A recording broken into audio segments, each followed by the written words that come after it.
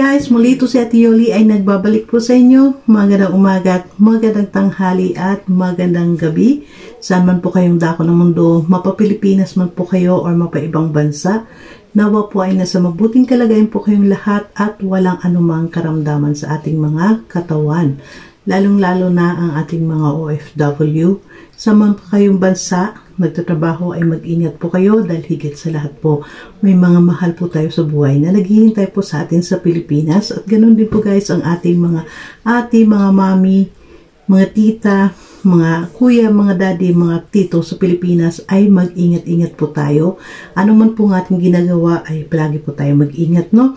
Ngayong araw ay may bibigyan po tayong reaction video kung saan ay napakagandang proyekto ng Kalingap, di po ba? Pero bago po tayo guys pupunta doon sa ating reaction video, bago po tayo bibigyan ng ating opinion or kuro-kuro doon sa nakikita nating mga video upload ng Kalingap, ay nais ko po muna, supportan po muna natin ang Team Kalingap sa pangunguna po ni Kuya Bal Santos Matubang, Ate Edna's Vlog, and Kalingap Rap. Ganun din po guys si Ruel of Malalag. Huwag po tayo guys mag-skip ng ads sa kanilang mga video upload dahil sila po ang mga matubang pamilya ay tangi pong hangad ay ang makatulong po sa ating kapwa Pilipino, di po ba? At ganoon din po ay makisuyo na rin po si Ate Yoli's Vlog. Sa mga hindi pa po nakapag-subscribe kay Ate Yoli's Vlog, please do subscribe my channel Ate Yoli's Vlog at paklik na rin po guys ng inyong notification bell na sa bawat video upload po natin ay ma-notify din po kayo. So let's go, puntahan po natin ang ating video clips. Grabe. Live your life within the moment.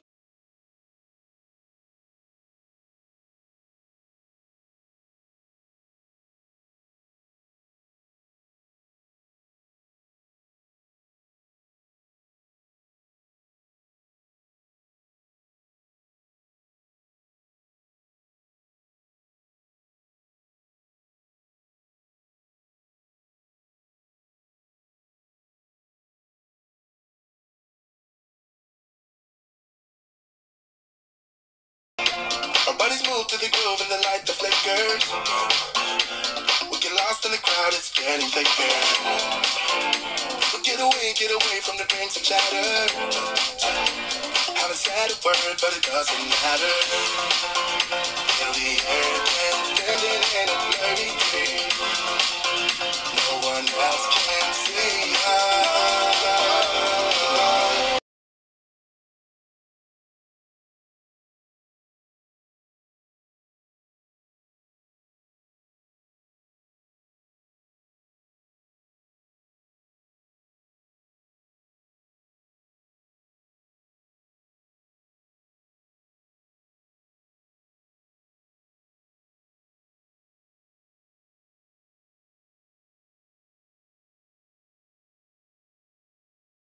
Getting there, I'm standing. Wow, grabe.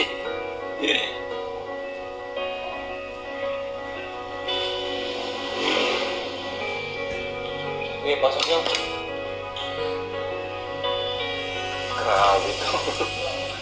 Matindi, ano? What that's? Grabe. Wow.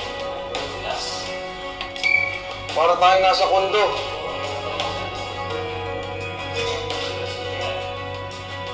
Grabe mga Kalingap.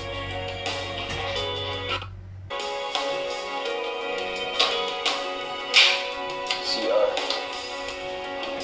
Mga klase mga Kalingap, no? Ayan, yung drawer. Ayan, very good, ganyan. Nakalyan ako yung mga ano, yung mga karton.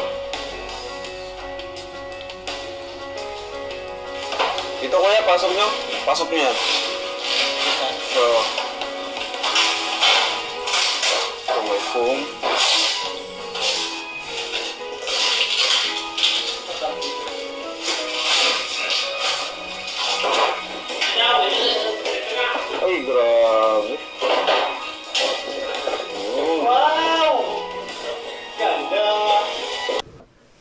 So yun nga guys, no, nakita nyo dyan yung ating video clips kung saan ay ang bahay ni Joy Diwata. Yun nga guys, nasa thumbnail natin. Sino ba to si Joy Diwata mula sa sira-sirang bahay? Di po ba? At yun nga ngayon guys, sino bang maniwala na ang dating bahay ni Joy Diwata ay sirang-sira? Dati siya nakatira sa sirang-sirang bahay. Ngayon, sino bang maniwala dito siya ay galing sa sirang-sirang bahay, di po ba? Dahil nga ito ang Team Kalingap, si Kalingap Rab, ay tanging nga ang ano ni Kalingap Rab ay ang sa paglingap ni Kalingap Rab ay hindi lamang po matulungan, kundi ang hangad ni Kalingap Rab ay mabago ang kanilang buhay, mabago ang kanilang pananaw sa buhay. Di po ba guys? Kaya grabe, ang bahay, super ganda. Nakita nyo naman guys, ang bahay ay talaga pang subdivision, di po ba? Diyan sa lugar ni na Joy, bali sila ang pinakamaganda ang bahay at ang napakaganda ng kulay, no? Na combination ni Kalingap Rab. Ang sa hindi po na nakakaalam sa mga kulay po na ito, no, ang combination ay si Kalingap Rab po talaga ang nagdi-design ng bahay at si Kalingap Rab talaga ang sasuggest ko anong kulay. Napakaganda guys ng kulay ng bahay dahil para bang nasa subdivision, no, at grabe ang pagkagawa ng bahay ni na Joy mula sa labas. Makita natin mula sa labas, grabe, hanggang sa pinaikutan nyo ni Kalingap Rab sa gilid kung ano ang mga disenyo ng kanilang mga bintana, di po ba? At siyempre may nakita tayong bintana doon na maliit, yun po ay nasa kumbaga nasa CR na yun na bintana, no? At saka yung napakaganda guys ng disenyo sa harap, dahil yung meron siyang window na parang pahaba, no, na maliit, aside sa may window na malaki, at tapos may window pong pahaba na maliit, no, na makitid sa tabi ng tawag nito, ng pintuan. Napakaganda at ang combination ng kulay ng pinto ay grabe, napakaganda po. At nang buksan nyo, nakita nyo naman guys, nang buksan nga ni Kalingap Rab yung pintuan, ano, grabe, bumungad sa atin lahat ang kagandahan sa loob, ang disenyo sa loob na ginawa, yung hagdan paakyat sa taas, no. Ito yung sinasabi natin, nagbigyan natin no ng reaction to na may lufting. Ito po yung lufting para may extension po na kwarto. Ginawa ni na Kalingap Rab ito na balik kwarto sa baba, isang kwarto, dalawang kwarto, no, pero napunta yung isang kwarto ay nasa kitchen na po nila yun, at sa ang kabilang kwarto ay kwarto nga ni Nanay Imelda at ng kanyang kapatid na bunso. At yun nga ay ang kwarto na yun sa taas ay kay Joy. At nang sa kusina guys, grabe, pagpasok, no, makita mo sa kusina, ang disenyo ng kusina, ang cabinet, ang kulay ng cabinet, grabe, ang kulay is very perfect talaga. At saka yung tiles ng kitchen is napakaganda na black ang nilagay nila. At wala ka guys, pungga yung CR, yung toilet, di po ba? Yung toilet is ang toilet bowl at saka yung mga basin niya is green, tapos yung may dark green sa wall, and ang tiles talaga ng toilet, grabe, super ganda ang pagkagawa nito. Kudos, shoutout kina Super Mac, Super Andoy, no, Super GR, na ito ay mga nag-ipon-ipon ito para ginawa yung bahay, no. Grabe, ito guys, yung Kalingap Carpenters nga, no, credit to sa Kalingap Carpenters na grabe guys ang kanilang paggawa.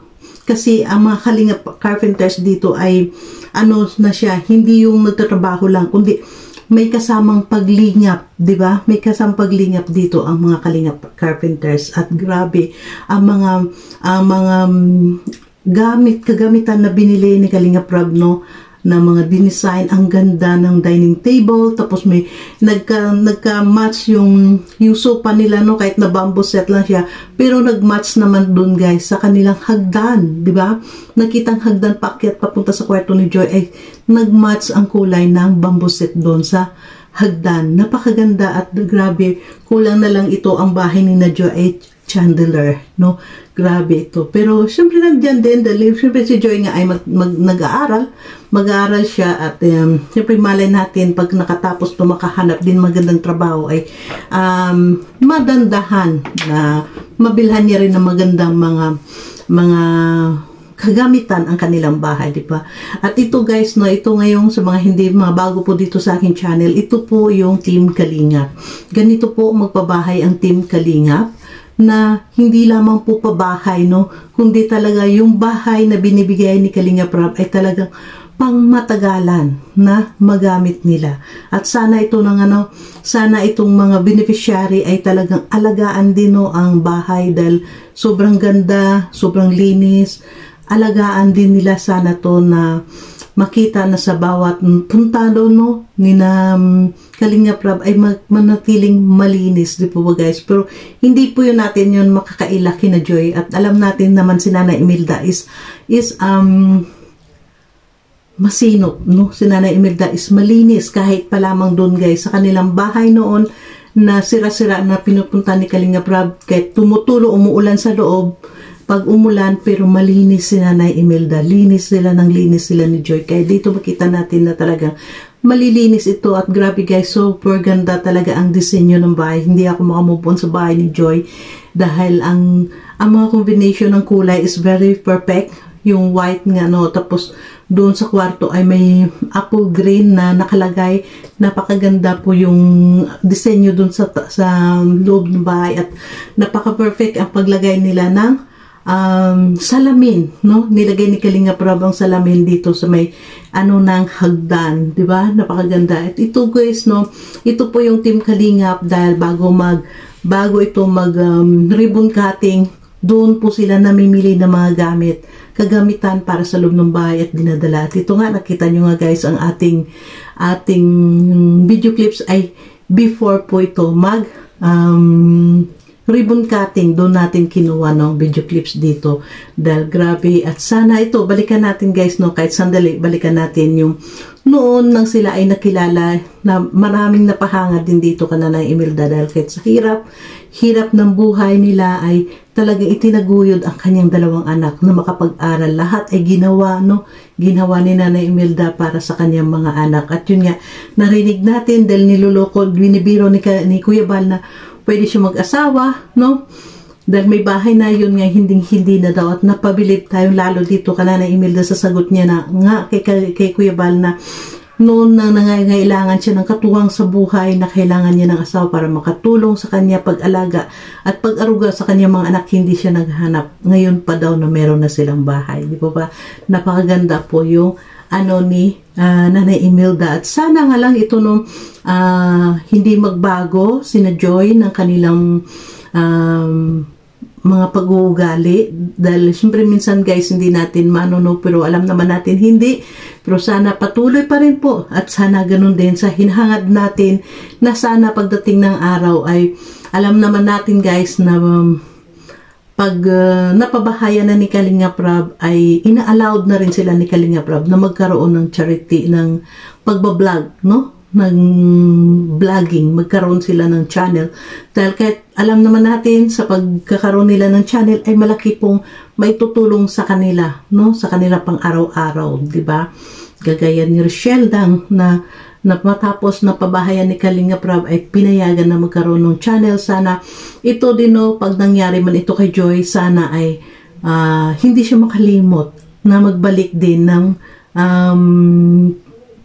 pagtulong sa kapwa, no, 'di ba? Kaya hanggang dito na lang tayo guys, medyo napahaba tayo dito ng ating reaction video. Maraming salamat po sa inyo at patuloy po tayo mag-support sa Team Kalingap, lalong-lalo na po sa mga video upload ni Val Santos Matubang, Ate Edna's Vlog, and Kalingap Rab. Sa mga video upload po nila at ganun din po ni Ruel of Malalag. Huwag po tayo guys mag-skip ng ads dahil po sa ating po hindi pag-skip ng ads ay malaki po ang ating naitutulong sa kanila, no? Sa kanilang paglingap. Hindi po kagaya na sinasabi natin, ang pagtulong hindi lamang po sa pera, kundi hindi po ninyo pag-skip ng ads sa mga bawat video upload nila ay nakatulong na rin po kayo sa inyong mga kababayan, di po ba? So thank you so much and God bless everyone. See you on my next upload guys. Bye!